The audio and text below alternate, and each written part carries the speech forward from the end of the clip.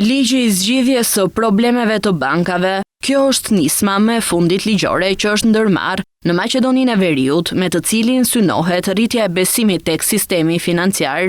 Ministria Maqedonase e Financave ka bërë të ditur se ligji i zgjidhjes së problemeve të bankave është hap i rëndësishëm në këtë segment, me të cilin krijohet një kornizë e re rregullatore që do të mundësojë ndërhyrje në kohë në institucionet kreditore lidhur me problemet e tyre, si dhe krijimin e parakushteve për ruajtjen e stabilitetit financiar dhe besueshmërinë e publikut në sektorin bankar. Sipas autoriteteve, ligji shmang ndikimin e theksuar negativ mbi sistemin financiar, duke siguruar vazhdimsinë e funksioneve kryesore të bankave dhe mbrojtjen e depozitave dhe klientëve. Zbatimi i ligjit pritet të nisë në 3 mujorin e fundit të këtij viti.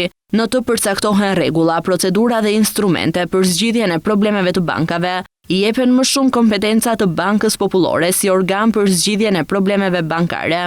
Sipas Ministrisë së Financave, me krijimin edhe të fondit të zgjidhjes së problemeve të bankave, Banka Popullore, ndryshe Banka Qendrore Maqedonase, do të jetë përgjegjëse për menaxhimin e procedurave dhe vlerave monetare në rastet e problemeve financiare. Ligji nënkupton edhe harmonizimin me standardet evropiane si një hap i rëndësishëm në mbikëqyrjen e tregut financiar.